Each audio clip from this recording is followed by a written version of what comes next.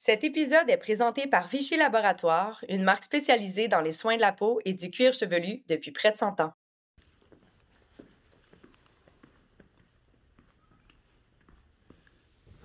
Bon, j'ai finalement droit à une rencontre en personne après 2 mois de self-tape et d'email. 2 mois d'échange, c'est pas un peu intense, ça?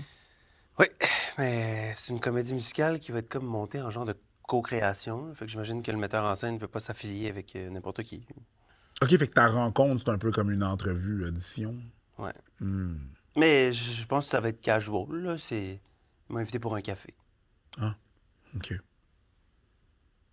Fait que tu vas commander quoi? Mais qu'est-ce que tu veux dire? Je vais commander quoi? Un café? On s'en va chez Starbucks? Ah non, je comprends, mais quel genre de café? Un café filtre? Non, pas un café filtre. Un café filtre, ça fait j'ai pas d'ambition, là, puis j'ai besoin de plus de carburant pour finir ma journée, là. Ça fait pas j'ai confiance en moi, comprends-tu? Attends, là, qu'est-ce que tu veux dire?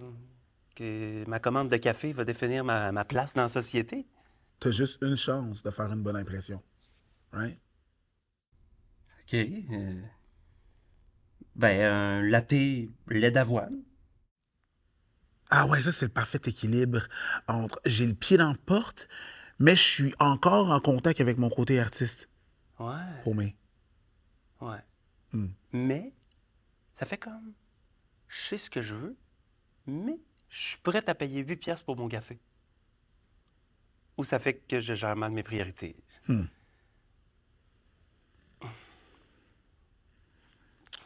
que t'impressionnes, là. Tu comprends? Faut que tu...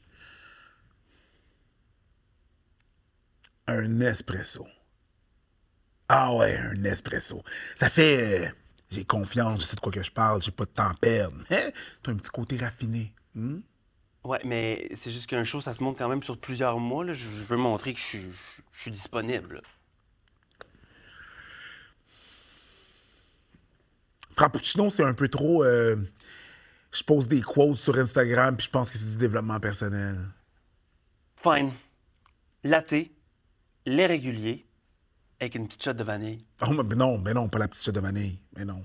Là, ça fait je veux plaire à tout le monde. Je suis tout le monde. Je suis Ben tout le oui, mouton. mais, OK. Regarde, tu sais quoi? Je vais prendre une bouteille d'eau pétillante. Parce que de toute façon, le café, j'aime pas tant ça anyway. Puis ça fait que je montre que j'assume ce que je veux. J'ai confiance en moi. J'ai tout ce qu'il faut. Ah, mais...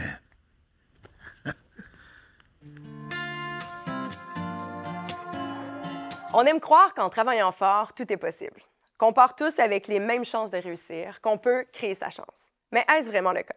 La réalité, c'est que nos parcours sont souvent influencés par les facteurs qu'on ne contrôle pas du tout. Notre origine sociale, notre genre, notre éducation. Aujourd'hui, on plonge dans la hiérarchie des chances. Pourquoi certains ont-ils plus de portes ouvertes que d'autres? Et surtout, comment on peut briser ces barrières invisibles pour créer une société plus équitable? Des témoignages inspirants, des échanges sans filtre, des pistes de réflexion. Mes sidechicks acolytes aujourd'hui sont Nobel Kyria, Catherine Fournier, Mathieu Lévesque et Noémie Leduc-Vaudry. J'aurai également le plaisir de m'entretenir avec l'animatrice, conférencière et chroniqueuse, notamment à Salut Bonjour, Anaïs Guertin-Lacroix. Bienvenue dans une discussion qui risque de changer votre façon de voir les choses. Et ça commence maintenant.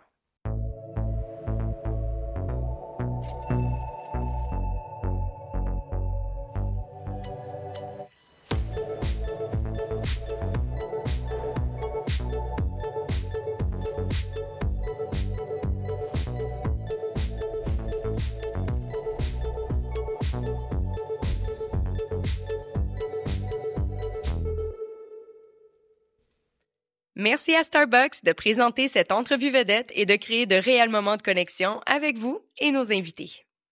Hello Anaïs! Allô? Welcome à Génération Sidechick! Ben là, je suis pas l'heureux. J'avais vraiment hâte de venir, Hey, honnêtement. je suis tellement contente. Merci d'avoir accepté mon invitation. Je dois dire d'emblée, Anaïs et moi, on s'est rencontrés sur le bord d'une rue. Puis elle m'a invité à prendre un café. Je pense que t'as failli voir mes seins après ces minutes. Ah non, je les ai vus. J'ai vu tes seins. De quoi tu me parles? Fais pas semblant, j'ai tout vu. Elle m'a montré ses seins après comme... Non, 5 hey, wow! minutes. C'est épouvantable de dire ça de même. Je sais pas qu'est-ce qui s'est passé exactement. Pourquoi? Je sais pas pourquoi tu voulais me montrer Que j'ai levé quelque chose. Ouais, Là, tu m'as je montré me tes suis rendu seins. compte que je Bref, te montrais mes... Morale de cette histoire, si jamais vous voulez voir Anaïs nue, allez prendre un café. C'est payant. Ah, c'est très drôle. Ceci dit, on va faire en sorte que ce soit pas la caricature. Non, c'est ça. Aujourd'hui, je voulais parler avec toi. Le sujet de l'émission aujourd'hui, c'est la hiérarchie des chances. Ouais. Puis là, je me demandais, parce que chaque personne a sa propre définition de ce qu'est la chance. Toi, tu la définirais comment? Mais la chance pure et dure, là, pour moi, c'est Ouais. vraiment si tu marches, que tu trouves 40 par terre, Ben là, ça, t'es c'est de chanceux. la chance, OK? OK. Parce que t'as rien fait, c'est vraiment arrivé comme ça tombe du ciel. Au même titre qu'avoir un enfant en santé, ça, je considère vraiment que c'est de la chance parce que on n'a rien fait pour ça, tu sais, c'est un coup de dé. Sinon, le terme chance, j'ai quand même un peu de difficulté. Très souvent, je vais plus dire être consciente comment je te dirais, oui, la chance, mais il y a beaucoup de travail derrière. Souvent, je trouve que le terme chance, un peu comme toi avec ta carrière, tu sais, t'as travaillé vraiment fort. Moi, souvent, on va me dire, ben, Anna, t'es chanceuse, exemple, avec ta carrière. Ouais, mais non, je suis reconnaissante de ce qui m'arrive, Ouais. mais j'ai travaillé très fort. Donc, pour tu ça. crées ta chance. Exactement. Ok. Donc, c'est le terme change, j'essaie de pas trop l'utiliser parce que souvent, c'est comme si on mettait un peu de côté tout le travail qui a été fait en arrière. Ouais. Pas vraiment de la chance, c'est quelque chose qui arrive du ciel que tu n'avais pas prévu, tu gagnes des sous, ça, t'es chanceux. Puis encore, t'as acheté le billet, tu comprends? Fait que t'as plus de chance que la personne qui l'a pas acheté. Mais non, vraiment, ça, c'est sûr. C'est drôle parce que ce matin, justement, en partant pour ici, mon copain il m'a dit « Hey, bonne chance pour aujourd'hui! » Puis j'ai fait « Non, Il y j'ai a juste beaucoup besoin de- d'être bonne. » J'ai pas besoin de chance, Mais mon non. chum, là. Ouais. Tu sais, c'est comme si la chance, c'est quelque chose d'un peu péjoratif. Ah, toi, t'es chanceuse. C'est comme, tu sais, ah, t'as pas travaillé tant que ça, t'es chanceuse. Fait que c'est pour ça que j'ai comme un amour-haine, je te dirais, comprends. avec ce mot-là. Ouais. Puis es-tu capable quand même de voir que tu as une certaine chance parce qu'il y a des personnes qui pourraient prendre les mêmes décisions que toi, avoir les mêmes aspirations, par exemple, au niveau de la carrière. Mais là, du fait que, par exemple, tu es à Salut Bonjour, tu vis vraiment de ta passion, est-ce que ça, tu te considères chanceuse? Mais oui, là, tu sais, je suis pas en train de dire que j'ai aucune chance. J'ai une bonne étoile. Ça, Ok. ça, je suis consciente que souvent, je vais prendre des décisions, puis ces décisions-là, ce sont des bonnes décisions, Ouais. donc ça m'amène à la bonne place. Tu sais, j'enchaîne pas les bad luck, comme certaines de mes amies. Je me dis, ben, voyons. On veut des noms! Non, non, mais elles vont s'en reconnaître. Donc, à ce niveau-là, oui, je suis consciente que je suis vraiment chanceuse, surtout avec le métier qu'on fait. Tu sais, il y a Ouais. beaucoup d'appelés, peu d'élus. Mais encore là, tu sais, je travaille très, très fort. Donc, cette chance-là, je travaille pour qu'elle dure aussi. Je m'assieds pas là-dessus disant, ah, moi, je suis chanceuse, ça continue. Mais à ce niveau-là, tu viens de dire, bon, tu as travaillé pour te rendre là où t'es. Ouais. Peu importe, tu sais, on va dire, inévitablement, il faut que tu travailles. Tu sais, la journée qu'on donne un siège, il faut que tu travailles pour le garder, assurément. Mais il y a quand même des gens, surtout dans notre petite industrie, qui montent les échelons vraiment plus vite parce sais. qu'ils sont comme bien positionnés génétiquement parlant. Est-ce que ça tape ses nerfs? Écoute, je peux pas dire maintenant non. Puis tu sais, pas le terme tapecidère, mais en début de carrière, c'est sûr que j'ai été jalouse de certaines personnes. Puis maintenant, je suis capable de dire, je vais être envieuse de certaines personnes et des carrières que j'aurais aimées. La jalousie, j'ai vraiment décidé de mettre ça de côté. Mais c'est sûr que, tu sais, exemple, à Promédia, quand on est sorti, une personne qui 2 jours après est engagée à l'époque, c'est Musique Plus. Puis là, tu te dis, ben voyons donc, pourquoi telle personne, pourquoi pas moi, alors que je trouve que les deux, on a du talent.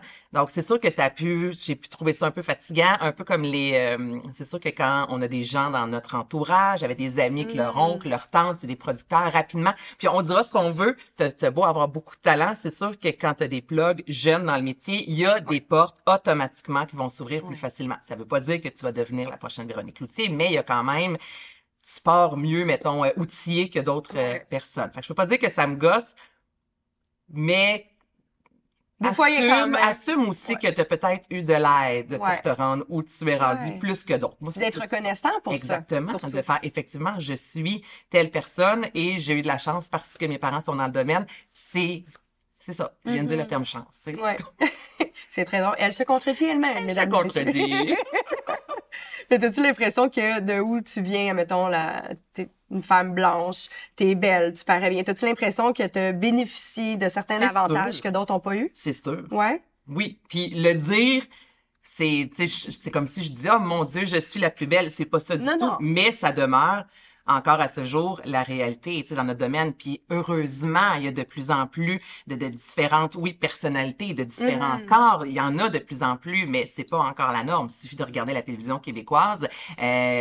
Encore là, on peut compter ses doigts de la main. Là. Je te dirais que ce sont souvent les mêmes acteurs qu'on va voir qui reviennent à maintes reprises. Donc, c'est sûr que ça aide. Ouais. Ça, c'est sûr et certain, puis on me l'a dit à quelques reprises, mais en contrepartie, toutefois, j'ai commencé, je faisais de la radio, mais les gens connaissaient moins le fait que je sois animatrice, que ce soit à Montréal ou à Boom. J'étais identifiée vraiment la fille qui faisait la météo. Puis tu sais, ça aussi, par contre, la belle grande blonde qui fait de la météo, une étiquette qu'on aime ça, donner au c'est monde, une hein. étiquette Ouais. qu'on veut pas garder, Ouais. puis qu'on a longtemps, puis que je me suis fait dire longtemps, ouais, mais Anaïs, toi, longs cheveux blonds, t'as moins de crédibilité. Tu devrais peut-être penser à te faire couper les cheveux. C'est fou à comment t'habiller ça, en les gens le veston. disent pas. Non, Être mais beau on puis le d'être une bonne reste. apparence, c'est pas toujours positif. C'est pas positif, Pas tout le toujours. temps. Puis là, hey, écrivez-moi pas, là, en train de me dire, ben voyons donc, tu te plains, c'est pas ça du tout, là. Puis, tu sais, mon Dieu, il y a des femmes que je trouve magnifiques, là. Je suis pas en train de Mais dire oui. que c'est pas ça, là. Tu sais, je fais attention à ce que je dis, mais ça reste qu'il peut avoir de temps en temps du négatif, puis on me l'a confirmé par moment. Ouais. Ouais. Tu fites pas dans tel casting parce que t'es trop grande, trop blonde, ça marche pas. Tu peux pas être ben drôle. Tu peux pas puncher. Tu peux pas avoir une crédibilité d'aplomb. Ouais, on est tout le temps en train de remettre en doute, en fait, ton talent réellement. Exactement. Par ton apparence. Fait Puis, qu'on travaille des fois Ouais. plus fort là-dessus. as-tu l'impression qu'il a fallu aussi que tu travailles plus fort par le simple fait d'être une femme? Admettons, tu te compares avec tes collègues masculins à part égale. Est-ce que tu as l'impression que pour toi, justement, tu dois te prouver davantage? Tu dois manger les bouchées doubles pour arriver au même résultat?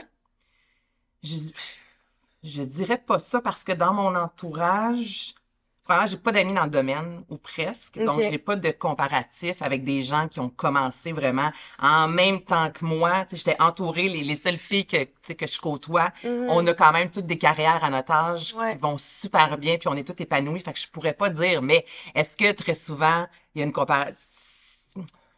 Un peu, Mais c'est pas la je sais pas. C'est dur Mais à oui, le les voir. femmes doivent travailler plus fort. Ça, c'est sûr et certain. Ouais. En tout cas, à tout le moins pour Chance. avoir le même salaire, si on le sait, c'est encore une réalité. Absolument, Ouais. absolument. Ça, c'est sûr. Puis en même temps, j'ai été entourée d'hommes. Puis, ben oui, parce que un des conseils que Benoît Dutrisac m'avait dit à Cube, c'est là, Naïs, j'avais un contrat que je devais aller négocier. J'avais pas mon agente à cette époque-là. Puis il a dit, là, Naïs, là, tu vas penser comme un gars. Puis il dit, tu vas Wow. avoir une paire de couilles entre les jambes. Parce OK. qu'il dit, un gars va aller, puis là, on est vraiment, je suis très stéréotypée, mais il dit, le gars va arriver, puis il va pas s'excuser d'être là. Ouais. Puis il va dire, je vaux tant, je mérite ceci, voici ce que je veux. Il dit, la fille va arriver, puis même si c'est la meilleure, elle va toujours un petit peu s'excuser. Puis là, se demander mal d'aller va chercher un prendre trop de 10 000 de place. plus. Parce que, fait qu'il dit là-dessus, donc oui, encore à ce jour, les femmes, des fois, on a soit besoin de soit travailler plus fort ou ce fameux syndrome-là de l'imposteur. Ben, je pense qu'il est encore là. Comparativement à des gars, c'est vrai, autour de moi, qui vont juste dire, hey, gars, je suis bon, c'est ça, je mérite. Tu le payes, sinon merci, bonsoir. Nous, on va finir par faire, ouais, mais je pourrais peut-être, finalement, faire 5 000, c'est pas la fin du monde. Mais c'est ça encore. Ouais, Ouais. vraiment. Il y a un volet qui est peut-être plus, je vais dire, personnel et sensible, mais moi, je suis du genre à voir le positif dans tous les événements négatifs. Puis là, je sais que c'est très tabou, cette affaire-là, mais j'avais comme envie de te questionner par rapport au fait que tu as perdu ton papa à 9 ans. OK, vas-y. Puis, tu sais, côtoyer la mort à un si bas âge, j'ai comme... En tout cas, j'ai comme l'impression que peut-être que ça a eu un éveil psychologique pour toi que d'autres enfants n'ont pas eu. Est-ce que tu as l'impression que ça a fait en sorte que tu as vu davantage d'opportunités ou au contraire, le fait que tu avais à vivre un deuil aussi important, ça t'a comme ralenti sur tes opportunités? Moi, je vois presque juste du positif là-dedans. Ok. Tu sais, si C'est demain, là, positif. ouais, si demain, tu me disais, ah non, on revient en arrière à 9 ans, puis tu sais, moi, en plus, c'est un suicide dans mon sous-sol pendant qu'on était là. Fait que tu sais, comme beaucoup de... Non, mais tout ça, ça peut te fucker un cerveau, on va se le dire, tu sais, puis... mais même si on me disait, allez, on Tu revient en m'entends, j'ai des arrière... frissons. Je parle de la mort, mais j'aime pas ça. Mais non, mais écoute, il y a personne ou presque Oui, ça je comme sais. une grande passion. Mais c'est ça, pouvoir revenir puis avoir encore mon père, mais que tout mon chemin de vie serait différent. La réponse serait non. De quoi? Je voudrais pas revenir en arrière Ah, ben puis non. avoir mon père, mais ne pas savoir qui je suis, mettons, à 37 ans, là, qu'est-ce que je Ouais. qu'est-ce que je deviendrais. Là, tu sais, là, moi, j'ai pas mon père, puis ça me va. C'est plate à dire, mais ça me va très bien parce que j'aime la femme que je suis. Ouais. Tu sais, puis tu parles d'opportunités. C'est sûr qu'à 9 ans, t'as pas ton père, on a déménagé, puis là, rapidement, tu te retrouves complètement déraciné. Mais oui, ça fait en sorte qu'on vieillit plus rapidement, on apprend à s'exprimer, Gagne puis à la aller vers maturité. les autres, exactement, tu sais, comparativement. Puis on parlait de chance, c'est des gens autour de moi qui... Ils ont leurs 2 parents, tout le monde est en santé, le même couple, exemple, depuis 10 ans. Je sais pas si tu comprends, il n'y a pas eu de gros anicroches, il n'y a pas eu de gros embûches, puis ça leur enlève rien, puis ils sont vraiment, ça, c'est de la chance. Mais tu sais, moi, c'est vraiment le contraire.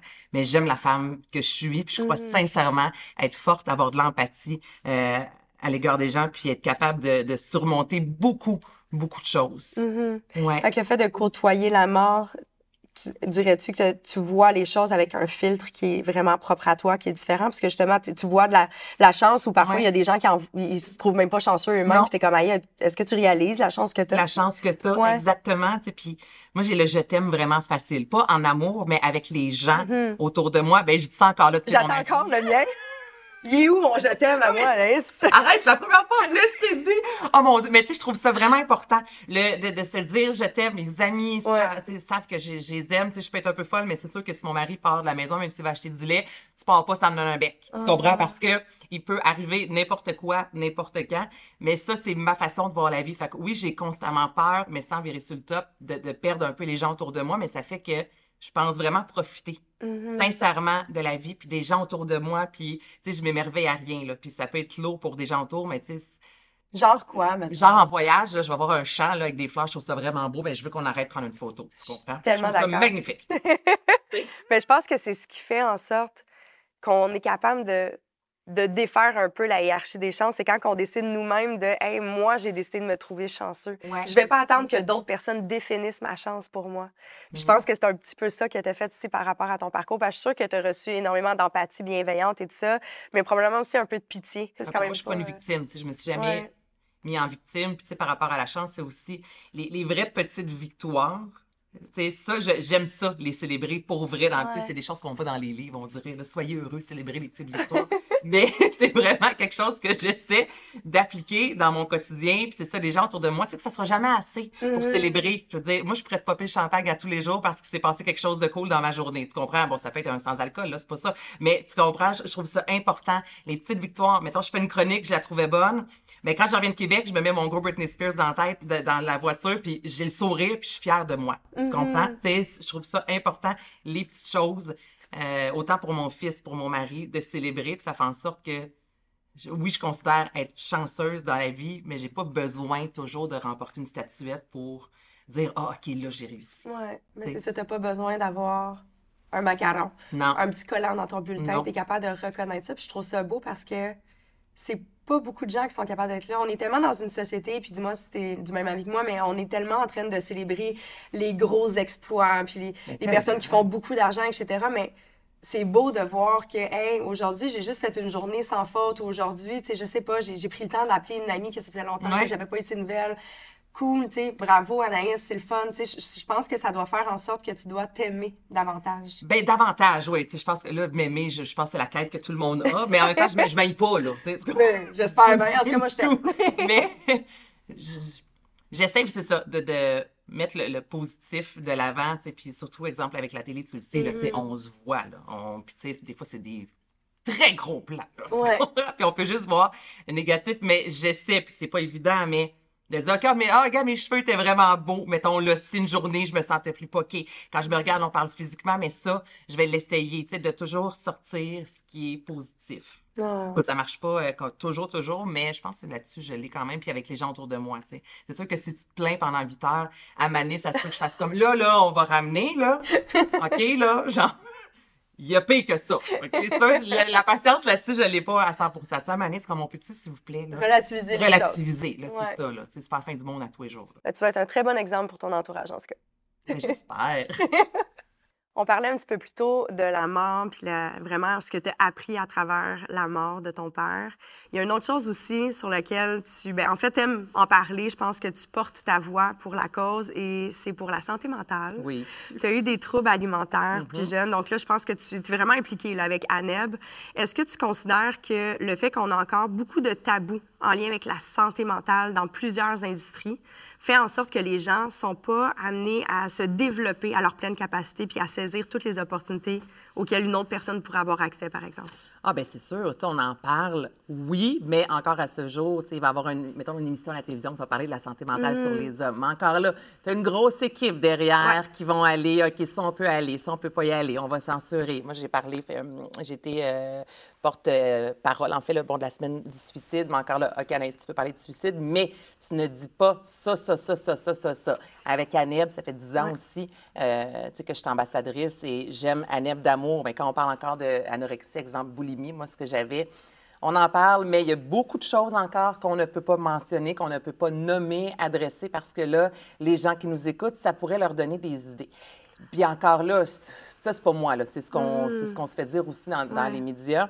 Fait que c'est là, des fois, que je trouve que c'est vraiment dommage parce que j'avais fait une vidéo sur le suicide où est-ce que c'est assez cru, puis j'ai jamais eu autant de commentaires parce que les gens me disaient « Merci, ça fait du bien d'entendre les vraies choses. » Tu sais, quand c'est trop édulcoré, comment tu veux passer un message? Comment tu vas aller toucher les gens si on dit quelque chose, mais on dit pas grand-chose, tu comprends? Puis juste, si vous avez besoin de parler, parlez. Hey, c'est facile à dire, là, mais quand tu sais pas vers qui te tourner, puis des fois, de dire les vraies choses telles qu'elles sont, c'est là que ça va venir nous brasser pour faire « Hey! Je viens de me reconnaître, je me reconnais dans ce que cette personne-là dit. » Puis bien, ça fait en sorte que quand tu n'es pas bien, bien, ça te tente de te lever le matin puis d'aller travailler. Puis ou tu sais, puis il y en a plein qui vont même être en dépression puis être capables de performer, puis on le voit même pas parce que là, on va le cacher. Et s'il faut que je le dise à mon emploi que je ne vais pas bien, bien, encore là, on ne me fera pas confiance. On ne voudra pas me donner un autre poste parce que là, on va se dire, est-ce que cette personne-là est capable de performer, puis même de dire « j'ai déjà fait un burn-out », bien là, est-ce que les gens autour de moi vont se dire « oh, Cathy est fragile, on va pas trop y en dire ». Donc, le fait de cacher tout ça, bien, ça fait qu'on est plusieurs à se sentir seuls, puis on n'en parle pas, puis quand quelqu'un nous en parle, on ne sait même pas encore, je trouve, comment exactement interagir avec quelqu'un qui nous dit « hey, je vais pas bien ».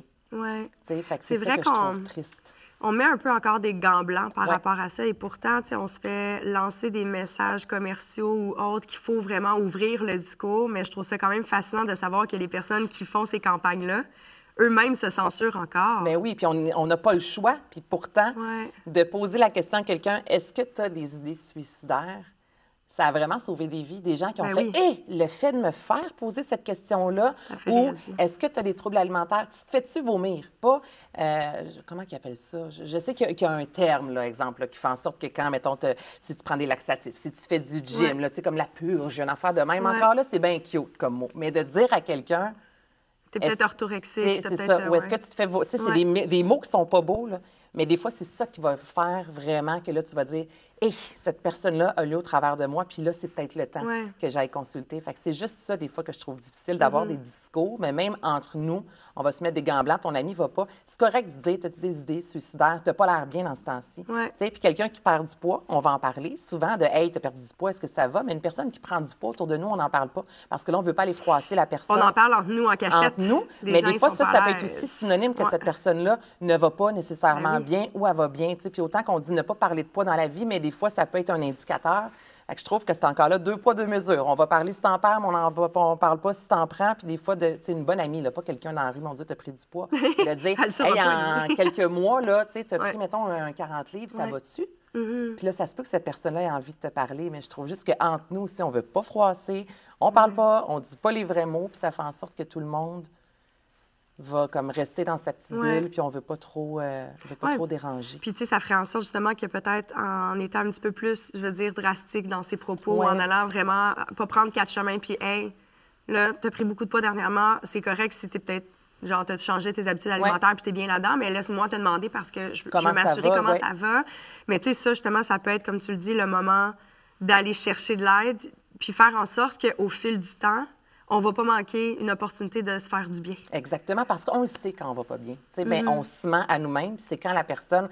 Je te donne l'exemple du poids parce que ça, c'est une de mes amies qui avait pris un 60 livres. Puis c'est elle qui m'avait dit, Anaïs, quand j'ai perdu du poids, tout le monde me posait des questions. Elle m'a dit, il n'y a jamais, même dans mes bonnes amies depuis 25 ans, qui a osé me dire, hey, tu as pris du poids. Il se passe-tu quelque chose dans ton corps, dans ta tête? Puis elle dit, c'est là que j'ai vraiment vu la différence. Fait que, tu sais, d'en parler, puis, tu sais, comme tu mentionnes, ça fait en sorte que quand on est tout seul, bien, on n'a pas nécessairement envie autant d'aller demander de l'aide. Ça prend un certain courage aussi. Fait qu'on en perd des opportunités. Tu sais, des gens autour de nous là, qui prennent soin d'eux, puis des fois, en 6 mois, on voit vraiment une différence. Puis tu te dis, hey, j'aurais tellement dû faire ça avant. Là. Non, tu sais, j'aurais pu aller bien rapidement, puis me remettre sur pied. À la place de j'ai étiré ça pendant des années, puis je ne savais pas où aller, ou les gens autour de moi. Tout le monde faisait comme si de rien n'était, parce qu'on est bon aussi là-dedans. Là. À se mettre à faire l'autruche. À faire l'autruche, puis à se dire, bien, tant aussi longtemps que cette personne-là ne m'en parle pas, bien, c'est qu'elle n'en a pas de besoin. Mais non, ça ne marche pas de même, quand Bien là, c'est vraiment, selon moi, exactement là où créer sa chance peut rentrer en ligne de compte. Vraiment. Aujourd'hui, on parle de la hiérarchie des chances. Ce concept qui nous rappelle que, dès la naissance, on n'a pas tous les mêmes opportunités. Et ça touche beaucoup de domaines dans notre vie. Mais il y en a un dont on parle vraiment très peu. C'est notre santé hormonale. Combien d'entre nous ont grandi sans jamais vraiment comprendre comment nos hormones influencent notre énergie, nos émotions ou voire même notre bien-être? Trop souvent, on découvre ça quand les symptômes deviennent, disons, envahissants. 2 femmes sur 3 luttent en silence face aux changements hormonaux, se sentent incomprises, non soutenues ou mal informées. Et pourtant, comprendre son corps, c'est aussi se donner plus de chances de s'épanouir. C'est pour ça que j'ai envie de vous parler d'Hormonal, une plateforme éducative co-créée par les laboratoires Vichy avec l'organisation caritative Wellbeing of Women, qui offre gratuitement 4 modules d'éducation en ligne, tout ça gratuitement, et ça a été créé par un panel d'experts de la santé. C'est un programme qui sensibilise et informe sur leur bien-être hormonal. Peu importe où on est dans notre vie, que ce soit l'adolescence, la maternité, périménopause ou ménopause, on mérite toutes d'avoir accès aux bonnes informations et surtout aux bons outils. Parce qu'en réalité, mieux connaître son corps, c'est aussi s'offrir les meilleures chances de faire des choix qui nous ressemblent. Et ça, c'est vraiment une façon concrète de rééquilibrer cette fameuse hiérarchie des chances. Allez jeter un œil sur le site hormonal.com parce qu'on mérite tous de se sentir bien et d'avoir les mêmes chances de s'épanouir pleinement. Bonjour Étienne. Bonjour. Bienvenue sur Génération Sidechick. Merci. Je suis vraiment contente de te recevoir, surtout que ton livre est hyper intéressant. Je suis vraiment contente de faire cette entrevue, puis je me suis vraiment préparée pour ma première entrevue expert. Mais donc Étienne, tu es sociologue et professeur en sociologie au Cégep Marie-Victorin et tu es l'auteur donc du livre « Pourquoi les Kevin ne deviennent pas médecins ». Et voilà, donc on va commencer directement à chaud avec la première question. Tu parles justement dans ton livre du concept de la hiérarchie des chances. Est-ce que tu peux nous en parler un peu plus et nous dire en quoi ça consiste et comment on le voit dans notre société aujourd'hui? Oui, ben en fait, on entretient un petit peu tous l'impression que nous sommes égaux. Puis il y a un paquet de petites expressions qui sont utilisées, par exemple, hey, quand on veut, on peut, qui sont des expressions qu'on utilise à peu près tous, là. Même moi, en tant que prof, parfois, je dis ça à mes étudiants. Or, lorsqu'on regarde la réalité d'un point de vue rationnel, d'un point de vue scientifique, on se rend compte que c'est plus compliqué que ça, que c'est pas vrai qu'on a tous les mêmes chances, par exemple, d'aller à l'université. C'est pas vrai qu'on a tous les mêmes chances également d'être en santé, de vivre longtemps. Mm-hmm. On n'a pas tous les mêmes chances aussi. J'ai un petit chapitre dans mon livre qui porte sur la réussite des joueurs de hockey, donc de devenir joueur de hockey. En fait, ça ne dépend pas uniquement de nos capacités individuelles ou de nos choix purement personnels, mais ça dépend également du milieu, par exemple, dans lequel on a grandi, de la société dans laquelle on est appelé à évoluer. Donc, c'est ce que j'ai tenté de montrer à travers les différents chapitres dans le cadre du livre que j'ai publié. Et qu'est-ce que tu dirais quels sont, par exemple, les principaux facteurs qui influencent donc les chances ou en fait la carrière ou la réussite qu'on va avoir dans la vie? Ben, c'est sûr que le milieu familial est vraiment, vraiment déterminant. Je me suis intéressé notamment aux chances que les individus ont, par exemple, d'aller à l'université. Et plus particulièrement d'intégrer un programme aussi sélectif que l'est celui de la médecine. Et ce qu'on réalise lorsqu'on se penche là-dessus de manière sociologique, c'est qu'on n'a pas tous, par exemple, les mêmes chances de réaliser de longues études universitaires. Puis souvent, vraiment, ce qui va être déterminant, le facteur le plus déterminant, bon, il y en a d'autres, mais ça va être le milieu familial. On se rend compte que, par exemple, lorsque nos parents sont allés à l'université, d'un strict point de vue statistique, lorsque nos parents sont allés à l'université, bien, ça augmente nos chances, mais de manière vraiment considérable, d'à notre tour aller à l'université. Donc la classe sociale de nos parents, en fait. La classe sociale. Ouais. La classe sociale, puis il faut en parler de la classe sociale parce qu'elle est vraiment, vraiment déterminante. Puis dans le cas du milieu scolaire, souvent, on entend ce discours-là que, bon, certains sont bons à l'école, d'autres sont moins bons, puis bon, ce sont ceux qui ont de la facilité à l'école qui deviendront, je reprends mon exemple, qui deviendront médecins. Mais non, il y a d'autres facteurs également qui entrent en ligne de compte. Notamment avoir des parents qui sont allés à l'université fait en sorte que dès qu'on est... Puis moi, ça a été mon cas. Mes parents sont enseignants. Ben oui. Moi, j'étais à l'école primaire, puis déjà, j'avais une idée de c'était quoi l'université, puis mes parents m'avaient comme déjà mis en tête que j'allais y aller plus tard. J'avais un compte études, même, tu sais, qui allait pouvoir m'aider là, à poursuivre dans mes études. Donc, pour moi, faire des études universitaires, c'était une possibilité. versus, moi, je viens d'un petit village ouvrier où la plupart des parents de mes amis avaient pas fait de longues études, voire parfois avaient pas de diplôme d'études secondaires. Mais pour eux, cette possibilité-là, si on veut, n'existait même pas dans leur imaginaire. Ils ne pouvaient pas s'imaginer plus tard, bon, aller à Trois-Rivières, aller à Québec, à Sherbrooke, à Montréal, pour faire des études universitaires. Donc ça, c'est vraiment déterminant. La classe sociale aussi, puis on peut parler des études, mais on se rend compte également, tu sais, parfois on a des chiffres là, qui nous tombent dessus. Par exemple, là, on se rend compte que l'espérance de vie au Canada, elle est très, très bonne. Elle est de 84 ans. C'est pas vrai, 84 ans pour les femmes, 82,5 pour la population en général. Mais toutefois, ce chiffre-là masque des disparités. C'est-à-dire que les gens qui viennent, par exemple, du quintile le plus favorisé ont une espérance de vie qui est au-delà par exemple pour les femmes, au-delà de 84 ans, alors que celles et ceux qui viennent d'un milieu, qui viennent d'une classe sociale, si on veut, ce qu'on appelle les milieux populaires, la classe sociale, désolé pour le terme, inférieur, vont avoir une espérance de vie qui est de 10 ans inférieure à celles et ceux qui viennent du quintile le plus favorisé. Donc, il y a vraiment des inégalités que l'on remarque dans à peu près tous les domaines, que ce soit la santé, que ce soit, par exemple, le domaine scolaire. Ben c'est ça, donc à la naissance, on n'a pas du tout les mêmes chances dès le départ, en fait, malgré le fait qu'on évolue quand même dans une société qui prône l'égalité des chances. Carrément. Puis l'égalité, c'est une valeur à laquelle on tient, mais ça reste quand même une fiction. C'est-à-dire que dans la réalité, l'égalité, on ne l'atteint pas. Et puis, toutes les études, qu'elles soient menées en économie, en sociologie, en sciences politiques, en psychologie, démontrent ces disparités-là, puis montrent que le hasard de la naissance, le hasard du milieu dans lequel on est appelé à évoluer, joue beaucoup sur la trajectoire sociale qu'on va avoir par la suite. Moi, je me demandais justement, parce que c'est hyper intéressant dans ton livre, à un moment donné, tu parles de l'impact du choix d'un prénom sur le cheminement de notre vie après, et puis aussi la date de naissance qui joue. Oui. Donc voilà, j'étais curieuse que tu nous en parles.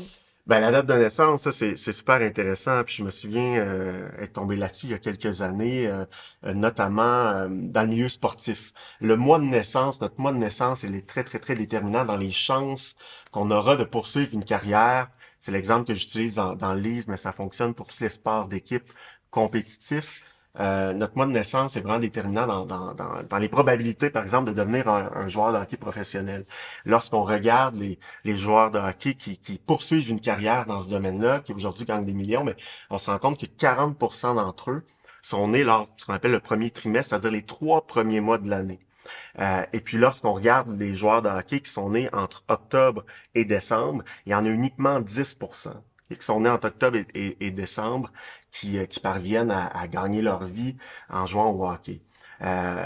C'est pas parce que les joueurs nés en janvier sont plus costauds et puis ont des capacités qui seraient magiquement supérieures aux autres. C'est dû au fait à ce qu'on appelle un phénomène qu'on appelle l'effet d'âge relatif. C'est le fait que, bon, lorsqu'on commence à jouer au hockey en bas âge, ce qu'il faut faire là, pour devenir joueur de hockey professionnel, et puis qu'on intègre par exemple une équipe de hockey. Si moi par exemple je suis né au mois de janvier, puis toi Nour, tu es né par exemple au mois de décembre, on fait partie de la même équipe, on fait partie de la même ligue, je sais pas moi, Pee-wee, Bantam. Mais en fait, on a 1 an de différence. Ouais. T'es né en décembre, moi je suis né en janvier, et cette année-là, en jeune âge, fait toute la différence. Ou du moins, elle fait une très, très grande différence sur le plan de la maturité physique, sur le plan de la maturité cognitive, dans la lecture du jeu, la gestion des émotions. Puis finalement, on se rend compte que les recruteurs, souvent au hockey, vont pas tout le temps recruter les joueurs les plus talentueux, mais souvent, évidemment, ce seront des joueurs talentueux qui seront recrutés, mais ce sont souvent également les plus vieux. Donc, le mois de naissance, je veux dire, c'est quelque chose qui est être né soit en décembre ou en janvier, il y a quelques jours qui séparent un jeune né en décembre versus janvier. Mais on n'y pense pas, mais c'est vrai. Ça va faire une grande différence. Avec le prénom, et ça c'est un thème en sociologie qui est largement abordé, là, les inégalités scolaires. On le sait qu'on n'a pas tous les mêmes chances d'accéder à l'université en fonction du milieu social dans lequel on a grandi, en fonction du degré d'études des parents. Ça, c'est démontré depuis tellement longtemps, un petit peu partout. Puis moi, ce que j'ai tenté de faire, c'est de voir est-ce qu'on peut mesurer ces disparités-là, ces inégalités-là en fonction du prénom. Et puis, on sait que certains prénoms sont davantage sélectionnés dans les milieux qu'on appelle populaires. Et c'est le cas des prénoms dans les milieux francophones, des prénoms anglophones. Puis moi, j'ai pris ceux de mon époque, années 80, années 90. Là. On pense à Dave, on pense à Steve, à Steven et à Kevin, qui est comme le porte-étendard, si on veut, le prénom porte-étendard des classes populaires. Il y a beaucoup de moqueries au sujet des Kevin. J'écris, moi, à l'ordre des médecins, puis bref, ce que j'ai réalisé, c'est qu'il y avait 2 Kevin sur 1000 naissances dans les années 80 qui, aujourd'hui, sont devenus médecins, versus, par exemple, 10 Étienne sur 1000 naissances, versus 12 Louis sur 1000 naissances, 14 Antoine sur 1000 naissances. Donc, via le prénom, sachant que le prénom est entre autres conditionné par le milieu social d'origine des parents, et puis on peut mesurer, si on veut, les inégalités scolaires. Justement, par rapport, donc, le concept de la méritocratie, on en entend tout le temps parler. Ouais. Et puis, on se demande, aujourd'hui, est-ce que c'est un mythe ou une réalité? Et puis, je pense qu'on a un peu la réponse déjà, mais je pense qu'il faut y croire à la méritocratie, puis je suis curieuse de t'entendre là-dessus, mais est-ce que, justement, comprendre, en fait, ces inégalités dès le départ va nous aider, en fait, à mieux comprendre notre société réellement, quoi, et à mieux arriver à contrer les failles de cette méritocratie? Je pense que oui, tu sais, puis c'est sûr que d'un point de vue sociologique, qu'on est porté à dire que la méritocratie, c'est un mythe, puis on est un petit peu cynique par rapport à ça.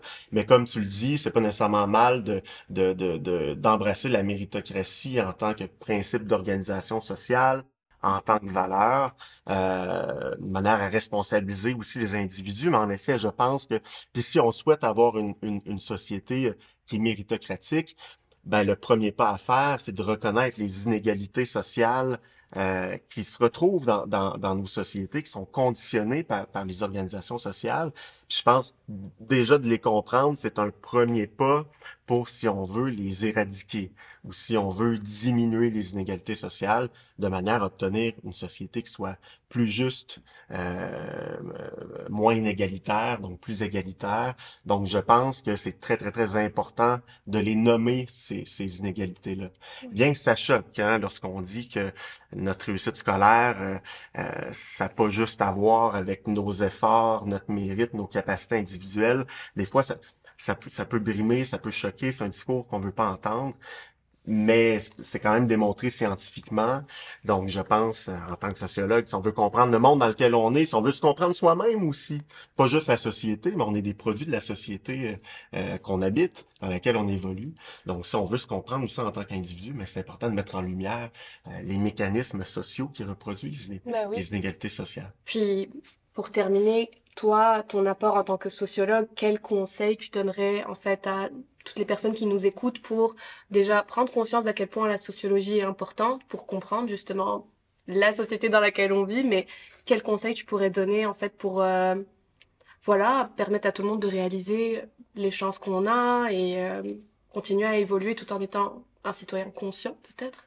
Ouais, oui, je pense que c'est de s'informer, de lire, de tenter de comprendre le monde dans lequel on est. Puis je pense que lorsqu'on comprend mieux le monde dans lequel on est, moi je suis convaincu que ça développe aussi certaines aptitudes, genre l'empathie, d'être empathique envers les autres, de reconnaître qu'on n'a pas tous les mêmes chances, de reconnaître que celles et ceux qui vivent l'exclusion sociale, par exemple, ça émerge pas uniquement d'eux-mêmes, mais qui ont vécu dans des environnements qui les ont peut-être poussés à vivre dans la situation dans laquelle ils sont. Puis avoir d'empathie aussi envers soi. Parce que qui on est, qui est-ce qu'on devient, qu'on est devenu, qui on deviendra. Oui, ça dépend de nous, ça dépend des choix que l'on fait, mais c'est de savoir que ces choix-là ont été faits aussi en relation avec les gens, avec l'éducation qu'on a eue, le type de parents qu'on a eu aussi, le milieu dans lequel on a grandi. Fait que je pense que ça peut amener le fait de lire de la socio, de la psycho, ou de s'informer sur ce sujet-là, ça nous rend plus humains et plus empathiques les uns envers les autres. Du moins, je le souhaite. Oui, mais en tout cas, merci beaucoup Étienne. C'était hyper intéressant de discuter de tout ça avec toi. Puis à bientôt. Merci à toi, j'espère à bientôt. Saviez-vous que Starbucks œuvre dans le domaine du café et ce depuis plus de 50 ans? C'est vraiment les experts en référence de café. J'ai un petit classique à vous présenter parce que oui, les cafés sont vraiment bons. Les amateurs de café vont souvent se référer à un espresso. Et l'espresso de Starbucks est un café qui est intense et riche avec des petites notes de caramel. Torréfaction foncée, il offre une belle crème dorée et une texture parfaitement veloutée. L'espresso est parfait seul ou comme base pour n'importe quel autre café. Disponible dans un Starbucks près de chez vous. Alors, si on est honnête, avec les années dans le domaine du théâtre et de la musique, j'ai bien réalisé, très rapidement réalisé les privilèges que j'avais d'être un homme, d'être blanc, cisgenre, très à l'aise avec le fait que je suis un homme. Je suis conforme aux standards de beauté, à ce que j'ai compris. Donc, c'est très pratique. Je suis presque content, en fait, je suis content d'être au moins gay là-dedans, parce que sinon, je ne sais pas à quoi ressemblerait ma personnalité avec les exemples qu'on voit aujourd'hui de ces hommes blancs, straight, très, très charmants. Et c'est sûr que je vois aussi les chances que ça donne et que ça enlève tout ça. Pour ce qui est de l'homosexualité, encore là, ma chance, c'est d'être straight passing, qui est donc d'avoir l'air hétéro à première vue, disons. Ce qui est dommage...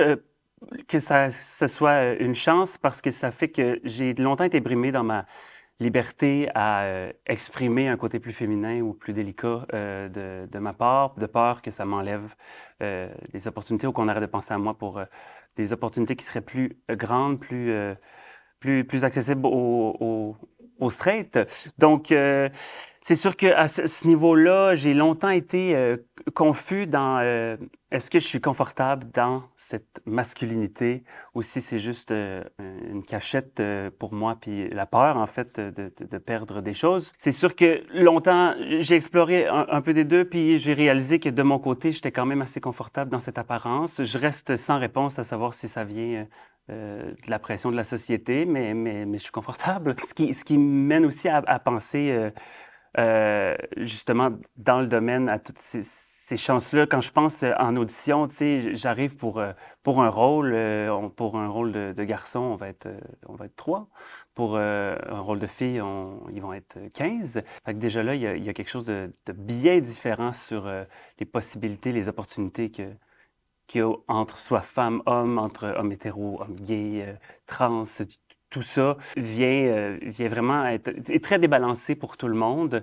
Puis j'essayais de penser aussi à des espèces d'actions concrètes qui feraient en sorte que tout ça serait égalisé, ou en tout cas le plus proche possible. Puis c'est sûr qu'en ce moment, tout ce qui est fait, puis là, je vais parler de mon métier, mais sur la scène, c'est beaucoup des vieilles histoires qui ont souvent été écrites par des hommes, puis qui ont souvent été montées par des hommes aussi, et qui le sont encore aujourd'hui. Et ce qui fait que sur scène, il y a beaucoup plus de rôles on a besoin de beaucoup plus d'hommes, alors qu'il y en a moins dans le domaine.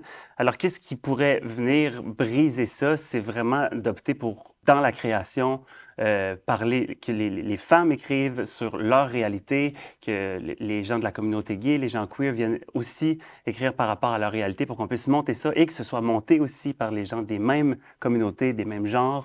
Donner vraiment de la place à plus de diversité sur scène, mais ça, le travail va se faire à partir... Puis je pense que c'est déjà en cours, mais à partir du moment où la création va se faire dans cette optique-là, puis qu'on va arrêter de monter on est nostalgique, je comprends, mais arrêter de monter des pièces qui ne nous rejoignent le plus nécessairement. Je pense même au Matou sur lequel je suis présentement. Tu sais, quand on regarde la quête des deux personnages principaux, de Florent et Élise, la quête d'Élise, est uniquement influencée par celle de Florent.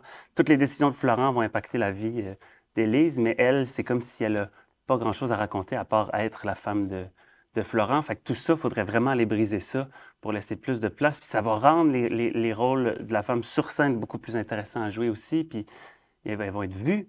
Puis là, j'ai nommé la femme, mais aussi pour toutes les communautés queer, ça ferait un peu la même chose. Puis je le vois se former en ce moment, mais j'encourage vraiment, vraiment ça pour vraiment qu'on sente une différence, puis que la chance de tout le monde soit peut-être plus égale et juste.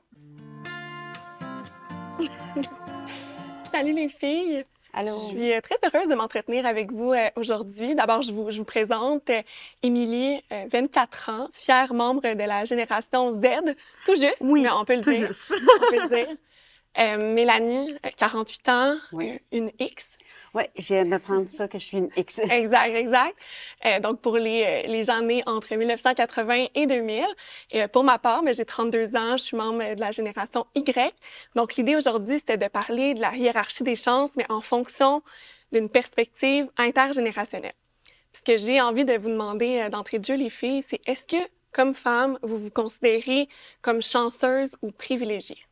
Ouais, à 100%. Je crois que dans l'aspect de l'âge, oui, privilégiée en tant que jeune femme. Est-ce que c'est d'être jeune qui te fait sentir privilégiée? Il y a énormément de trucs qui me font sentir privilégiée, je crois. Tu sais, j'ai fait mon bac à McGill en études de la femme et de sexualité. Et on a beaucoup couvert les sujets comme ça. Non seulement l'âge, mais ma race, où je suis née. Il y a tellement de trucs qui se mettent ensemble pour me donner du privilège. Alors oui, en fin de compte, énormément. En résumé, c'est Oui. oui. Et toi, Mélanie? Si je me sens privilégiée, Ouais. oui, je me sens privilégiée, d'avoir 48 ans. Hein. Il y a des gens dans la vie qui n'auront jamais 48 ans. C'est Fait que je pense que c'est important déjà là, je me considère privilégiée. Privilégiée dans tout ce qui m'arrive dans la vie, dans le travail. Oui, je peux dire que je me sens privilégiée. C'est tellement vrai que c'est une chance de pouvoir vieillir. Puis on se cachera pas aussi, les filles, c'est certain que toutes les trois, on est des femmes cisgenres, on est hétérosexuelles. Donc déjà, on part assez haut là, dans cette fameuse hiérarchie des chances.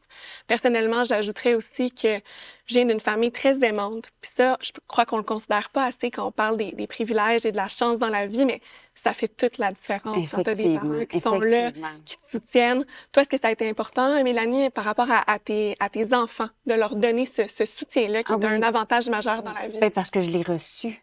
Fait que c'est évident que, vraiment, encore une fois, privilégiée, j'ai reçu beaucoup d'amour de la famille, de mes parents, d'ailleurs, qui sont encore ensemble. Et c'est évident que j'ai voulu le reproduire. Je fais juste un petit exemple. Ma mère a été parent bénévole toute mon primaire. Puis autour de ma fille, j'ai été parent bénévole toute son primaire. Fait qu'effectivement, les valeurs familiales, tout ça, puis de miser aussi sur les valeurs puis la beauté intérieure. Bien dit. Puis c'est drôle, les filles, parce que les deux, vous avez fait référence à votre âge pour dire que vous êtes privilégiées. Mais est-ce que, selon vous, il y a une différence entre les époques? Mélanie, quand tu regardes les femmes plus âgées, est-ce que toi, tu te sens avantagée ou, à contrario, est-ce que, Mélanie, quand tu vois tes enfants, ta fille plus particulièrement, est-ce que tu sens que à ton époque, c'était mieux, ou est-ce que tu sens que maintenant, les occasions sont plus ouvertes pour les jeunes? Est-ce que c'était mieux? Ben oui, on n'avait pas. Moi, quand j'ai commencé à travailler, j'avais une pagette, là. On était moins. Il n'y avait pas de réseaux sociaux, on n'avait pas ça Facebook, Instagram. Fait que pour toi, c'est un avantage. Oui, pour aujourd'hui, moi, les c'était réseaux un sociaux. avantage. J'imagine qu'Émilie, tu es d'accord avec ça? Oui et non. Oui, non, OK. Ouais. Très curieuse. Je Parce crois que tu gagnes ta vie comme créatrice de contenu. Ouais. Et tu es mitigée sur l'effet des réseaux sociaux? Je crois qu'il y a comme des aspects différents. Genre, il y a des aspects super positifs, puis il y a des aspects super négatifs, mais comme pour tout dans la vie. Puis, tu sais, Mais en termes d'occasion professionnelle? D'occasion professionnelle, oui. C'est sûr que ça donne plus d'opportunités. Juste, on peut même parler comme de tout ce qui s'est passé avec TikTok durant les dernières 48 heures. Il y avait plein de gens aux États-Unis qui gagnaient leur vie de TikTok, puis tout à coup, ça a été comme enlevé de leur vie en même pas 24 heures. Puis c'était comme, OK, comment est-ce que je vais pouvoir mettre la bouffe sur la table pour ma famille, ceci, cela. Alors, c'est sûr que ça a donné énormément d'opportunités à des gens qui n'auraient pas eu ces opportunités dans le passé. Alors, ouais, dans ce sens-là, à 100%. Ouais. Puis, les réseaux sociaux, oui, pour moi, oh mon Dieu, c'est tout un nouveau monde. Hein. Pour moi, c'est venu me chercher. Tu es quand même présente, Mélanie, sur les réseaux sociaux. Parce que là, depuis quelques années, tu es mannequin. Ben oui, mais c'est le hasard des choses avec la pandémie. Bon, désolé d'en parler, mais ça existait, hein. C'était quand même 2 ans. Oui, ça a été marquant. Puis j'avais posté une photo de moi en disant mes cheveux blancs, mes cheveux gris et moi, on vous salue. Et j'ai eu une journaliste qui m'a contactée sur Facebook, puis elle m'a dit Mélanie, on fait un article sur 5 femmes de 5 générations différentes, 50 nuances de gris pour les femmes qui arborent leurs cheveux blancs gris. Puis je dis, ben oui, pourquoi pas? Puis par la suite, je suis devenue modèle Silver Grey. Wow. Puis avec la pandémie, il fallait travailler en bulle. Ma fille s'est greffée à moi parce qu'on était dans la même bulle. Fait que c'est pas quelque chose qu'on avait comme but. C'est arrivé à nous, puis on l'a pris. Parce que C'est une occasion, c'est ça. on a le choix de dire oui ou de dire non. Fait qu'on crée sa propre chance en ouvrant. Quand la porte s'ouvre, est-ce qu'on met le pied dedans ou non? Puis Instagram est devenu aussi, de façon naturelle, arrivé vers moi. Puis je me suis dit, ben pourquoi pas? Émilie, dans ton cas, en tant que créatrice de contenu, est-ce que le fait d'avoir accès au voyage, parce que tu voyages énormément là, dans le cadre de ton travail, cette ouverture-là sur le monde, est-ce que tu sens que si tu te rapportais il y a 20 ou 30 ans là, avant ta naissance, tu aurais eu accès aux mêmes chances de montrer ce côté-là dans ton parcours professionnel? Probablement que non, honnêtement. Je trouve qu'il y a comme aussi une ouverture dans les médias sociaux où, genre, tu sais, au-delà de 20 ans, tu sais, ma mère, elle a été actrice quand elle était plus jeune aussi. Puis moi, je me suis entraînée pour être actrice pour télé et film. Puis je trouve que même il y a 10 ans ou il y a 15 ans, quand les réseaux sociaux, c'était pas aussi populaire, c'était très scripté. Genre, il fallait... Les gens te mettaient dans un cadre, puis c'était ce que les gens te voyaient comme être. Et je trouve que les médias sociaux, ça donne l'opportunité vraiment de se bâtir sa propre image pour dire voilà qui je suis et non ce que les autres croient que je suis, tu sais. Alors, ouais. Est-ce que pour toi, donc, si je comprends bien, les réseaux sociaux, ça permet de sortir des cases, puis ça permet même peut-être de s'élever au-delà des stéréotypes? Oui, à 100%. Je crois que, tu sais, quand j'étudiais pour être actrice, c'était très comme tu vas toujours être la best friend, tu vas toujours être comme ce personnage-ci. C'est ton casting. Oui, ton casting de type, exactement. Mais quand t'es dans les réseaux sociaux, tu sais, les gens, ils ont tellement de façades que c'est plus facile à dire voilà tout ce que j'ai à offrir et qui je suis en tant que personne. Ouais. Si je vous demandais votre conseil pour saisir les occasions qui se présentent à nous, Mélanie t'en a parlé tout à l'heure, qu'il faut justement qu'on puisse les saisir. Oui. Mais comment est-ce que vous conseilleriez aux femmes d'avoir assez confiance en elles pour pouvoir justement les saisir? Parce que ça paraît facile dit comme ça, mais moi aussi, je me dis, je le dis souvent, surtout à des jeunes femmes que je rencontre, si quelqu'un vous propose quelque chose, sortez de votre zone de confort, essayez, peut-être qu'on n'aimera pas ça, mais de réussir quelque chose qui nous sort de notre zone de confiance, je trouve que c'est le meilleur générateur de confiance. Puis après, ça aide aussi à multiplier les autres occasions qui se présentent à nous. Mais je me demandais si vous aviez quelque chose de personnel en conclusion à partager en lien avec ça. Bien, l'authenticité. En tout cas, moi, dès le départ, l'authenticité, tout ce qui est dans la création de contenu ou photo ou quoi que ce soit. Je parle pas en tant que métier de modèle parce que, bon, mais tout ce que je peux faire personnellement, je pourrais toucher, je vais garder, tu sais, là, je suis dans l'authenticité de qui je suis, de mon visage à 48 ans. T'es rendue là. Je suis rendue là. Puis, tu sais, je suis pas jeune, je suis pas vieille. Est-ce que ma place est là? Qui fait en sorte que tu te sens autant sur ton X? Oui. Oui, je pense que oui. Puis l'expérience de vie, le bagage de vie nous façonne aussi. Hein? On évolue. Donc, aux femmes un peu plus jeunes qui nous écoutent, tu dis en somme, soyons patientes un petit peu? Oui. Oui, tout à fait. Soyons patientes puis soyons indulgentes vers nous-mêmes. C'est correct de se mettre des buts, de se mettre des objectifs, etc. Mais quand même, le plaisir aussi à travers le travail, c'est important. C'est la clé. Oui. Vraiment. Ouais. Mais merci, Mélanie. Émilie, mot de la fin. Oui, je dirais que pour ajouter un peu, tout à fait, je crois que, comme tu as dit, de se pousser, de prendre une chance parfois. Parce qu'il y a des gens qui, et ça m'est déjà arrivé, où il y a des gens qui disent genre « Ah, mais non, mais tu peux pas faire ça parce que ça va pas marcher. » Mais si j'aurais écouté ça il y a 3 ans, j'aurais jamais devenu créatrice de contenu à temps plein. Il y a tellement de gens qui essaient d'imposer ce que eux ils ont pas pu faire pour eux-mêmes sur nos vies et dire « Ah, mais parce que moi, je l'ai pas fait puis j'ai pas pris la chance. » tu devrais pas le faire non J'ai plus. tellement vécu la même chose quand Ouais. j'ai commencé en politique. Tellement. Parce que c'est pas tout le monde qui est prêt à travailler autant ou tu sais, qui se voit autant, puis c'est correct aussi. Oui, Mais c'est ça. le problème, c'est quand ça vient teinter la confiance de C'est quelqu'un, ça. qu'on tente de diminuer d'autres gens parce que nous, on sent pas qu'on est capable de le faire. Dans ton cas, puis dans mon cas, on s'est pas laissé C'est atteindre ça, par ce exactement. genre de commentaires-là, mais oui, c'est un bon rappel Mais à c'est faire. vrai. Je te merci pour le conseil. Je le Il faut pas transmettre la peur à d'autres. Je pense que ça, c'est le mot. Mais c'est c'est le vrai mot de la fin. qu'effectivement, tu dis, ben non, fais pas ça parce que ci, parce que ça. Puis, à quelque part, on se pose des questions. Puis, des fois, ben, si on s'écoute puis qu'on est intègre, ça va de soi avec nos valeurs, on se dit, ben pourquoi pas. Puis, si c'est vu d'un côté artistique ou quoi que ce soit, créatif, ben, on le laissait. Puis, ça fonctionne pas, ben c'est pas plus grave que ça. Effectivement. Merci pour le conseil. Merci beaucoup les filles pour l'échange. Merci à vous. Bienvenue Mathieu et Nour à Génération Sechi. Merci.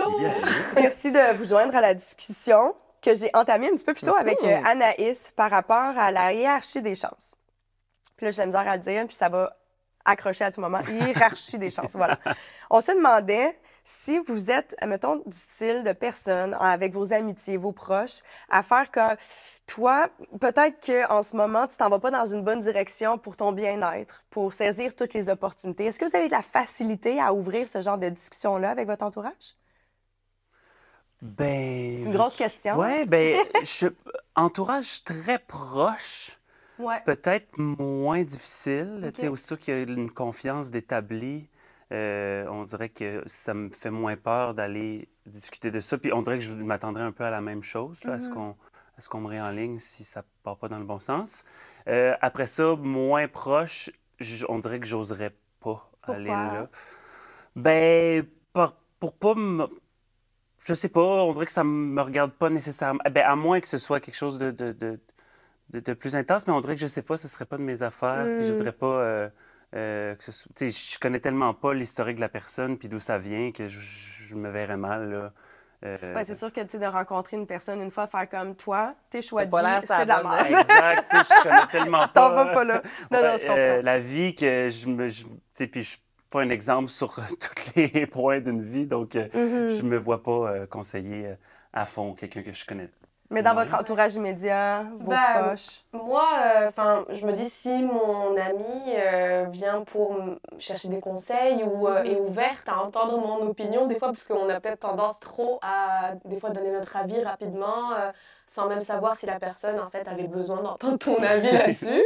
Des fois, elle a juste besoin que tu l'écoutes et que tu rassures la personne. Donc, oui, si c'est ouvert et que c'est sollicité, mais aussi, des fois, je pense que je peux avoir une opinion sur le chemin de vie de quelqu'un qui peut être complètement différent. Enfin, si je vois que la personne est juste rassurée, sereine par rapport à le chemin qu'elle entreprend, moi, je pense que faut juste laisser les gens faire... Aller. ouais. Mais à sens inverse, pardon, vous êtes capable de dire que, hey, moi, j'aimerais ça que mes amis fassent comme, là, en ce moment, je pense que tes choix, ils se désenlignent par rapport à tes ambitions, par exemple. S'il y a un problème de sécurité quelque part, c'est comme surtout Mais pas. la différence, c'est entre le surtout. vivre et laisser vivre. D'Amani, tu es mon ami, mais tu n'es pas obligé d'avoir la même vie que moi. Ouais. Donc, Non, je non, ne veux ça, pas c'est être ça. celle qui va faire. Coudonc, il me semble, Cathy, tu travailles beaucoup dans ce temps-ci, fais attention à toi. Tu aurais le droit de me dire, ben moi, Anna, ça me rend heureuse présentement. Fait que, tu ne veux pas laisser l'autre, des fois, peut-être sombrer, mais en même temps, tu ne veux pas être l'amie castrante tu sais, Ouais. qui va Ouais. toujours dire. T'es sûr que ça va bien? T'es sûr que ça va bien? Ouais. Il me semble que ça n'a pas l'air dans cette situation-là de ta vie. Tu sais, à Mané, une amie qui est trop fatigante comme ça. Ouais. Tu sais, c'est difficile. La ligne est mince, je trouve. Ben, c'est vrai que dans cette optique-là, moi, me connaissant, si on m'indique fortement quel chemin prendre, on dirait que je me sens... T'en vas ailleurs. Ouais, je me sens comme brimé, puis j'ai pas envie comprends. d'aller là, puis je vais apprendre beaucoup mieux si je me plante moi-même. L'orgueil va embarquer, puis là, je dis, ouais, t'avais raison, mais ça peut faire son chemin quand même. Là. Ben oui, assurément. Puis à sens inverse, est-ce que vous êtes genre à démontrer les opportunités à votre entourage? Puis là, on parle pas nécessairement d'amis, mais exemple des collègues, puis de faire comme, hey, il y a telle ouverture ou j'ai entendu tel projet qui pourrait être cool. Est-ce que vous êtes du genre à Tellement. passer la balle? Ouais, Ben, il Nour, faut. elle n'hésite pas, elle est comme, ben Ben oui, oui, vraiment. 100%. mais il faut. Ouais, oui, non, Il faut, mais 100%. c'est pas tout le monde qui le fait. Malheureusement. Ouais. Malheureusement. Non, c'est vrai qu'il y a du... il y a des gens, je pense que ça pourrait être lié à certaines insécurités qui voudraient pas perdre les opportunités, mais je pense qu'à partir du moment où tu partages ça, c'est ce que tu vas recevoir. Là. Ouais. Ou en tout cas, moi, je fais juste être fier si j'ai proposé quelque chose à quelqu'un puis ça fonctionne. Ça vient aussi pas embellir, mais renforcer cette relation-là aussi. Puis tu sais jamais qu'est-ce que ça va apporter plus tard. Ça dépend du domaine aussi. Là. Je pense que Ouais. c'est des domaines qui vont être plus compétitifs que d'autres. Moi, je sais que pendant longtemps, par contre, si quelque chose était sur le point de m'arriver, je le disais, puis la manée, je me suis fatiguée moi-même, soit à dire « Ah, si ça fonctionne pas », puis après ça, tu me poses la question. Ouais. Je crois beaucoup aux énergies. Puis ça, à un moment donné, c'est même ma mère qui avait dit, Anaïs, c'est des choses que tu peux peut-être un peu garder pour toi parce que l'énergie... Non, mais des gens autour, il y en a des gens qui vont être mesquins, une certaine jalousie, puis hey, moi, ça me tente pas que tu décroches ce rôle-là. Puis je crois sincèrement à ça, des fois, l'énergie négative que certaines personnes pourraient nous envoyer. Donc, si je vois un contrat, exemple, puis ça fit avec toi, je vais te le dire, mais par rapport à moi, je garde de plus en plus mes choses, me disant, on dirait que je veux garder comme cette énergie positive-là, puis je vais le dire juste à des gens autour de moi qui, je sais, qui vraiment vont faire comme « Hey, Anna, j'ai confiance en toi, tu vas être capable. » Comprenez-vous aussi cet aspect-là, on dirait de... je fais attention. De protéger du mauvais œil. Mais oui, du mauvais œil, mais pour vrai, j'y crois au mauvais je œil. pensais à ça. J'y crois au mauvais œil. On est là. J'adore que ça vienne pas de moi, le mauvais En plus, œil. t'es tout en rouge. C'est De parfait. moi, je crois au mauvais œil. Non, mais... J'adore Trop ça. d'énergie dans la vie. Ben oui. aussi. Fait que, Mais Travailler est-ce que tu seul. crois que si c'est fait pour toi, tu vas l'avoir? Dans le sens que, aussi bien dire aux gens autour, exemple, il y a une audition ou quelque chose, moi, ça m'est arrivé à mes amis, hey, il y a tel poste qui s'ouvre à Mané. Si c'est fait pour moi, que vous soyez toutes là extraordinaires, moi, je crois que c'est moi qui vais l'avoir. Puis que si c'est fait pour que ce job-là te rende heureuse, ben c'est toi qui vas l'avoir, qu'il y ait 3 filles ou qu'il y en ait 1000. Croyez-vous aussi à ça, cette façon-là? Ce qu'on appelle le destin. Oui, le destin, puis c'est ça. On parlait de deuil, là, j'ai l'air bien dans mais moi, je crois à tout ça, que si c'est pour moi, ça va être pour moi, qu'on soit 2 ou 1000, tu sais. Je sais Croyez-vous pas. ça? Moi, des fois, je pense qu'on peut croire que c'est pour nous, mais finalement, ça l'est pas aussi. Enfin, on peut se tromper. C'est comme si on se dit, si on croit au destin, il faut accepter le fait que si tu l'as pas, c'est que c'est pour une bonne raison. Enfin, Mais moi, c'est un peu... non? Ouais, mais c'est ça, mais dans le sens où je pense j'ai pu me tromper sur certains rôles en pensant, par exemple, que c'était fait pour moi, puis je l'ai pas eu finalement, puis le futur m'a fait réaliser que effectivement c'était peut-être pas pour toi, ou du moins quand tu vois la personne qui finit par l'avoir, tu comprends que c'était une autre vision. Donc, mais je peux comprendre ce que tu veux dire parce que des fois quand tu le sens au fond de toi que c'est vraiment pour toi, mais dans le sens où le rôle te parle tellement, enfin, je dis le rôle, mais je sais pas dans ton domaine, enfin, où le projet en question est fait pour toi, oui, ça peut peut-être marcher. Faut peut-être pas trop le verbaliser, je pense. Non, puis c'est parce que je pense que, mais dans le sens que, tu sais, de partager des opportunités, de peur que quelqu'un le décroche à ma place, moi, je crois pas à ça. Ouais, dans Je cette me dis, dans optique-là. cette optique-là, que si c'est moi qui veux, c'est moi qui vont prendre. Ouais. C'est bien vous dire aussi, hey, les filles, tentez votre chance. Tu sais, je vois pas cette compétition-là de se dire, ben Je j'en parle à comprends. personne, comme ça, il y en a moins qui vont essayer. On dirait que je trouve que c'est mesquin. Je sais pas, on dirait que tu envoies ça dans le cosmos. Ouais. Ouais, mais je pense que c'est un peu comme Mathieu disait tantôt. Tu sais, je crois beaucoup à ce que tu envoies, tu vas le recevoir Ouais, à un c'est certain ça. moment. Ouais. Puis Ouais. par rapport au destin et tout, moi, j'ai toujours ce combat intérieur où par moment, je suis vraiment dans ce mood-là. Puis des fois, on dirait que je suis plus comme dans l'optique que c'est de l'optimisme aussi de ta façon aussi de gérer un refus ou ou quand ça marche, tu sais, si ça fonctionne pas, puis là, tu réalises des années plus tard que ben, finalement, c'était pas pour toi. Ben, des fois, j'ai l'impression que c'est peut-être juste aussi d'être positif et persévérant. Et, fait que là, donc, tu utilises cette défaite-là pour retravailler ou aller ailleurs ou que ça clarifie peut-être tes envies ou ce que t'es. Mais en tout cas, il y a comme quelque chose qui fait que des fois, ça s'enlève du destin puis que c'est plus ta façon de gérer. Je suis d'accord. T'sais. Moi, je sais pas si j'y crois forcément, tu sais, Ouais, au destin mais ou c'est le comment on fun. fait qu'on est. Mais en même temps, ouais, Ça j'aime calme. bien. Spiritualité et tout, j'adore. Mais effectivement, enfin, ça, c'est tellement ramener ça au moment présent et juste accepter la réalité des choses et les décisions. Et puis, voilà, faire la paix avec tout ça. Puis, tu sais, tu parlais de chance. J'y crois au fait d'être là au bon moment, la bonne personne, etc., etc. Puis pour moi, ça a tellement été un coup du destin, on va dire ça comme ça, mais parce que je faisais du théâtre à la fac de droit, puis quand j'avais aucune idée de comment j'allais devenir actrice, ni comment j'allais faire pour le devenir. Ça me paraissait tellement loin, puis voilà, inatteignable, mais il y avait une fille qui faisait du théâtre avec moi dans ce contexte-là à la fac, et puis qui m'avait envoyé cette audition pour Antigone. Donc, à la base, je me suis juste écoutée en continuant à faire ce que j'avais envie de faire, qui était juste jouer. Donc, voilà, sans forcément savoir si ça allait déboucher ou pas sur une réelle carrière. Donc, voilà. Mais tu sais, ça revient à ce qu'on disait tantôt, tu as été chanceuse, mais ça demeure aussi qu'il y a un talent qui est là, que tu as travaillé, tu t'es levé, tu t'es présenté. Donc, tu sais, ce qu'on dit un peu que oui, il y a la chance, mais c'est pas juste de la chance. Non. Tu t'es pas levé un matin, puis mon Dieu, je suis rendue dans un film. Il y a la chance, mais en dessous de la chance, il y a souvent un travail, puis un désir, un réel désir d'accomplir quelque chose. Tu sais, c'est rare que ça tombe du ciel. Quand on là. dit qu'on fait notre chance, ben, encore là, c'est un bon ça. exemple de... tu disais que tu savais pas comment non plus plonger dans ce monde-là, puis tu as vu l'audition, puis t'es allé. C'est tellement facile de se dire, je vais skipper celle-là, puis ça va être pour plus tard, mais tout ce que t'aurais pu manquer, tu sais. Il y a tellement de choses que si on n'avait pas pris l'action, il n'y aurait pas eu le cheminement escompté, ça c'est sûr. Mais je pense que c'est important de garder le destin puis de se consoler, là, parce que sinon, on serait triste le nombre de fois qu'on peut se faire dire non.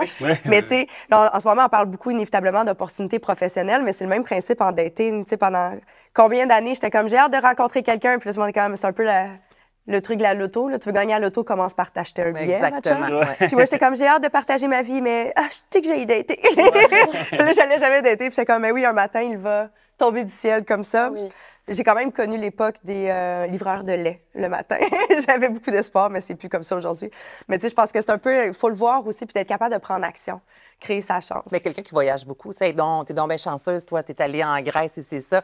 OK, oui, mais moi, je mets des sous de côté pendant que toi, tu vas aller souper avec tes amis, mettons, toutes les fins de semaine. Tu sais, c'est pas oui, je suis chanceuse de pouvoir me permettre de voyager, mais je travaille, puis je me brime, je me prive à quelque part pour pouvoir ensuite, ailleurs, me récompenser. Tu sais, Fait que ça vient aussi comme avec l'amour. Si tu restes chez vous, tu ne rencontreras pas, mais c'est pas juste de la chance. On est dans une position, à tout le moins aujourd'hui, où est-ce qu'on a la santé, on a les possibilités, puis je suis comme, comment qu'on fait pour aider puis tendre la main pour les personnes, justement, qui sont au bas de la hiérarchie des chances, tu sais. Comment qu'on fait? Puis c'est une question que je me pose constamment. Comment je peux faire pour, justement, amener, prendre par la main, tu sais, de façon concrète dans notre entourage? C'est facile, mais il y a tellement de monde qui mériterait qu'on leur tende la main. Puis c'est une question que j'ai pas la réponse en date d'aujourd'hui, mais je trouve ça important qu'on puisse se questionner puis qu'on ait cette ouverture-là pour essayer de faire en sorte que tout le monde puisse en profiter, finalement. Ben, ce qui est intéressant, c'est que justement, on parlait de chance tout à l'heure, du fait qu'être là au bon moment, etc. Puis le fait que je sois à la fac de droit. Le fait que je sois à la fac de droit, c'est grâce à ce privilège que j'ai eu que de grandir dans une famille avec des parents qui m'ont payé ces études-là, qui m'ont permis d'avoir aussi, on a immigré ici. Moi, je suis pas canadienne à la base, donc ça a été toute une suite de choix qu'ils ont fait pour nous, et donc ça reste des privilèges de m'avoir permis d'intégrer ce milieu-là, cette faculté, et puis voilà, tout s'est suivi à partir de là. Mais bien sûr que je leur dois énormément pour tout ça. Donc, se rendre compte de ces privilèges, ça permet justement de développer de l'empathie aussi. C'est ça qui est le plus important envers les personnes qui en ont moins. Puis voilà, essayer d'aider le plus possible. Voilà. Mettons, il y a les médias sociaux. T'sais, moi, je fais des conférences dans les écoles, puis j'ai pas de personne dans ma famille qui fait le métier que je fais. Là, ça a vraiment été un chemin que j'ai tracé seule du début à la fin, avec l'aide des gens autour de moi. Là, mais quand je vais dans les écoles, puis que les jeunes, après ça, de secondaire 1 à 5, viennent me poser des questions, mais tu dis qu'est-ce qu'on peut faire? Ça a l'air simple, mais moi, de prendre le temps de jaser avec eux autres puis de leur dire, regardez, j'ai mes médias sociaux, vous avez des questions. Il y en a qui m'ont suivi ensuite, mettons, venir en studio, puis de montrer, hey, c'est possible, c'est pas parce que tu connais personne là que dans ta vie, tu pourras pas faire ce métier-là. Moi, ça, c'est une des façons un peu que j'essaie de montrer, parce que quand j'étudiais, moi, j'écrivais, mettons,